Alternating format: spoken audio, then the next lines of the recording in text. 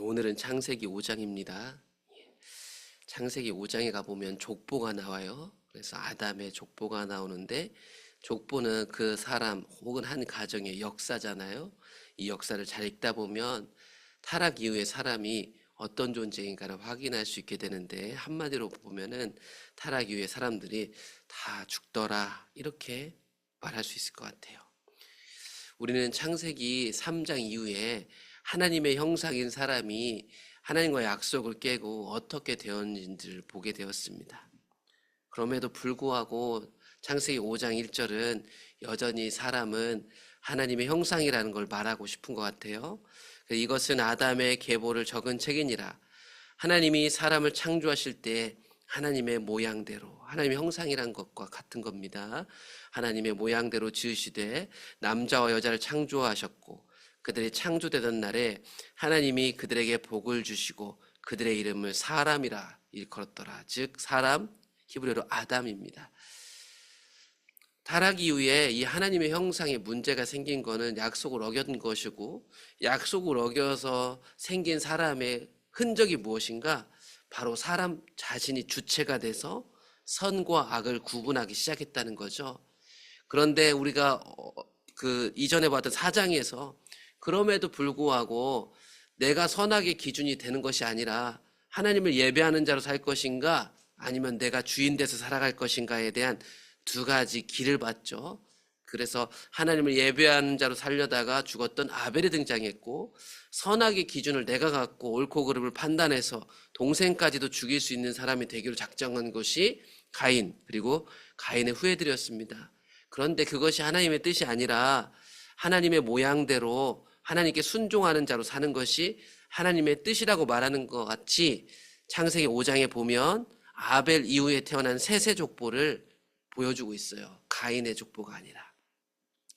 그래서 아담의 후예로 선택받은 셋의 이야기를 하는 겁니다. 아담은 130세에 자기의 모양, 곧 자기 형상과 같은 아들을 낳아 이름을 셋이라 하였더라. 아담이 비록 타락했지만요, 하나님 형상에 문제가 좀 생기긴 했지만요, 그런 내 안에 일어나는 두 마음에도 불구하고 하나님을 따라가기로 선택한 사람들이 아담의 후예, 그리고 아벨의 후예, 셋의 후예입니다. 아담은 가인은 자기 길로 갔지만 또 다른 셋을 낳으면서 위로받았을 것이고, 이것이 하나님의 형상을 물려받은 온전한 모양이다 라고 생각했을 것 같아요. 그러나 그런 하나님의 형상으로서의 회복을 간절히 바라고 하나님께 예배하는 자로 살기를 선택했지만, 그 아담 그리고 셋의 후예마저도 다 죽음의 역사를 맞이했습니다.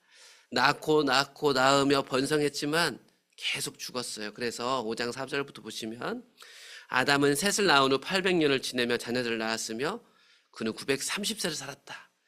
930세를 살았지만 결국엔 아담도 죽었습니다. 첫사람 아담이 죽었으니 모든 아담은 죽게 되겠죠. 모든 사람은 죽습니다. 그 아들 셋은 105세 에노스를 낳고, 에노스를 낳은 후 807년이나 오랜 기간을 살면서 또 자녀를 낳았죠. 그래서 912세를 살았지만 그도 죽었습니다. 에노스는 990세에 게난을 낳았죠. 게난을 낳은 후 815년을 지내며 자녀들을 낳았습니다. 여러분, 긴 세월을 나면서요, 자녀들을 수도 없이 많이 낳았어요. 그래서 905세나 에노스도 살았지만 결국 어떻게 돼요? 죽었습니다. 게난이라는 사람도 그렇습니다. 70세에 마할랄레를 낳았고 또 오랫동안 살면서 다른 자녀들도 수도 없이 많이 낳았죠. 그러나 그도 910세에 돌아가셨습니다.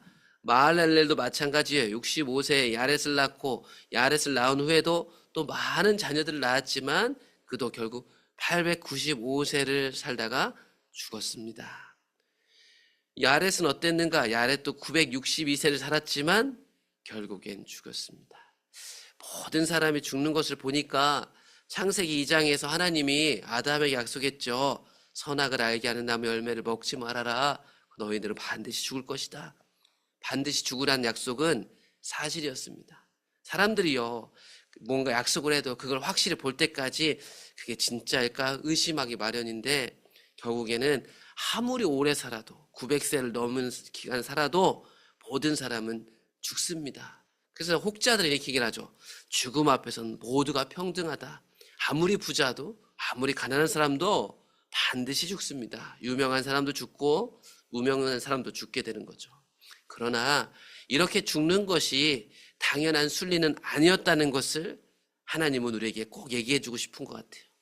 그래서 창세기 5장 보면 낳고 죽었다 얘기가 나오는데, 낳고 죽었다라는 죽었다가 안 나오는 한 사람이 등장하는데 바로 여러분들 잘 아는 에녹이라는 사람입니다. 에녹은 65세에 무드셀라를 낳고, 나이를 보면 오히려 앞에 나왔던 900세 이상들을 살았던 분들에 비하면 되게 조금 살았습니다. 365세를 살고, 근데 이분은 죽었다라는 말이 족보에 등장하지 않아요. 그는 살기만 한 사람이라고 표현할 수 있겠어요. 800세, 900세는 못 살았지만 365세를 남들보다 반절도 못 살았지만 그 365세 살았던 에녹은 죽지 않은 사람으로 족보에 기록되어 있어요. 살기만 한 사람이다. 이 5장 24절 가보면 에녹이 하나님과 동행하더니 하나님이 그를 데려가심으로 세상에 있지 아니하였더라. 죽었다라는 표현 대신에 하나님이 그를 데려가셨다. 에녹은 죽음을 보지 않고 세상에서 없어진 사람이다. 에녹 후예들은 어떻게 그 아버지를 이들을 생각할 수 있었을까? 어느 날 사라져버린 아버지. 그 에녹에 대해서 성경은 하나님과 동행했기 때문이다. 그게 다 죽는 줄 알았더니 하나님과 동행하는 자는 죽음을 면한다는 것을 에녹이라는 사람을 통해서 보여주신 거죠. 그러면 왜 에녹은 남들과 좀 다르게 더 하나님과 동행했을까? 이런 힌트를 좀 찾아보려고 하는데 그 내용이 나와요. 창세기 5장 21절에 보면 다시 에녹이 65세에 무드셀라를 낳았대요. 무드셀라를 낳은 후부터 300년을 하나님과 동행했답니다. 뭐 그전에는 막 살았다는 얘기는 아니겠죠.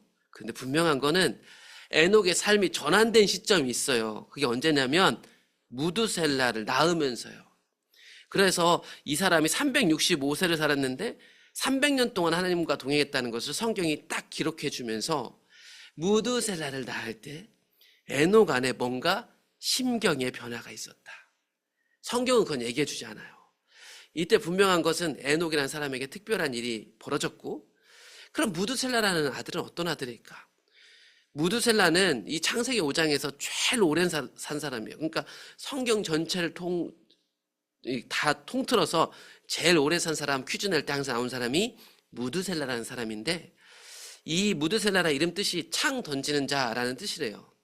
이 뜻 자체가 멸망, 심판 이런 뜻이 있대요. 그래서 무드셀라도 라멕을 낳고 최장수했는데 이 사람은 죽긴 죽었거든요. 근데 무드셀라라 이름 뜻 자체가 심판이라는 뜻을 갖고 있으니까 사람들은 해석을 합니다. 좀 더 뒤에 보고 해석할 텐데, 이 무드셀라, 라멕, 노아까지 이른 족보가 창세기 5장에 나오는 족보고, 우린 노아 때 무슨 일이 일어난지를 여러분 잘 아시게 될 거예요.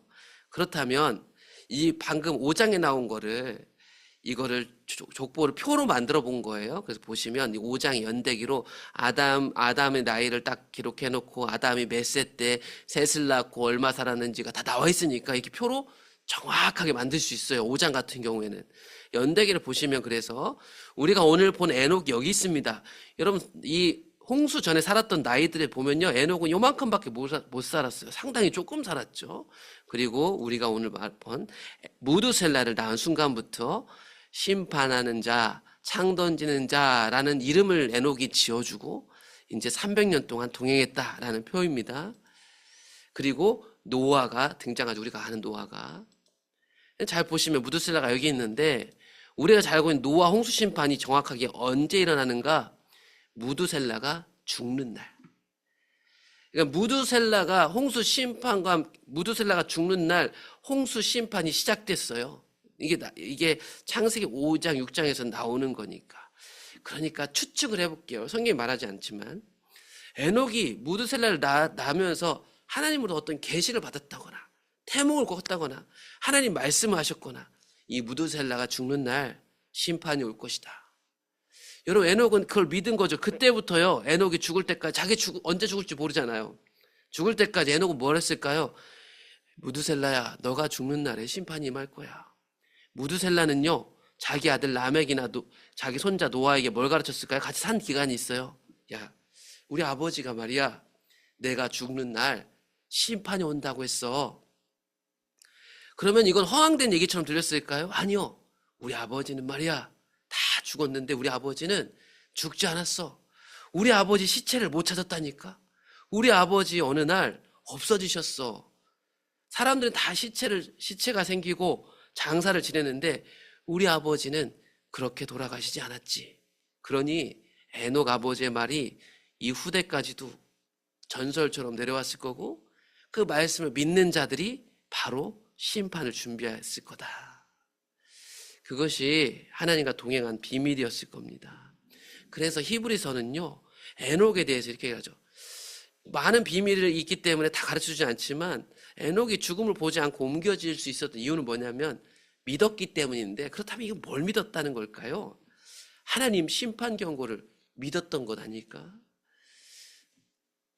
그래서 창세기 5장 이 에녹 이후에 등장한 무드셀라 이후에 이 후손들은요, 다들 이 심판을 기다리며 살았을 거예요. 그러니까 잘 생각해 보시라니까요. 노아가 어느 날 갑자기 나타나, 야, 방주 지어라. 지을 수 있겠어요? 이 심판을요, 자기 아버지, 그 할아버지 때부터요, 들으면서 자랐고요, 기다렸어요. 기다리고 있다가 하나님이 이때다, 방주를 지어야지 라고 하니까 지은 거죠. 반드시 죽으리라는 말씀대로 모든 사람은 죽습니다. 오늘날 똑같죠. 그런데 죽는 것이 당연한 것이 아니라는 것. 에녹은 그 증거죠. 여러분, 장수는 복이긴 한데요, 참 신기한 게 이 땅에서 하나님을 그토록 사랑하는 사람들은요, 다 일찍 돌아가시더라고요. 에녹을 보면서 제가 묵상을 하면서 생각을 했어요. 와, 다 900세씩 사는데 특별히 하나님의 특별한 약속을 받고 계시를 받은 이 에녹은 365세밖에 못 살았네. 그런데 그는 죽음을 보지 않고 하나님께 올려 들어간 모델이 되었다. 하나님의 형상을 향한 하나님의 의도는 뭐냐면 사는 겁니다. 죽는 게 아니고 영생이죠. 영생의 비밀이 하나님께 있으니 하나님과 동행한 에녹은 죽음을 면한 것이죠. 하나님의 심판 경고를 받고 아들 이름을 심판이라고 이름을 지어놓고 하나님과 300년 동안 동행하게 되었습니다. 심판이 무서운 게 아니라 그것이 하나님과 동행하는 계기가 된 거죠. 잘 생각해 보면 예수님은요, 우리에게 십자가 구원을 주시고 심판하러 다시 오시겠다고 약속했습니다. 이거 다 이론적으로 다 아는데 이것을 믿고 에녹과 그의 후예들처럼 사는 사람은 별로 없습니다. 하나님의 심판을 믿는 사람은 반드시 하나님과 동행하게 되어 있는 것입니다. 우리는 이후에 이제 6장부터 그러면 하나님과 동행하는 건 구체적으로 어떤 삶을 만들어낼까를 노아를 통해서 만나게 되는 겁니다. 오늘도 주일인데 함께 예배 드릴 텐데요, 다시 오실 주님을 기다리는 믿음으로 내 삶을 살고 있는지 예배하면서 잘 살피시면 도움이 되실 것 같습니다.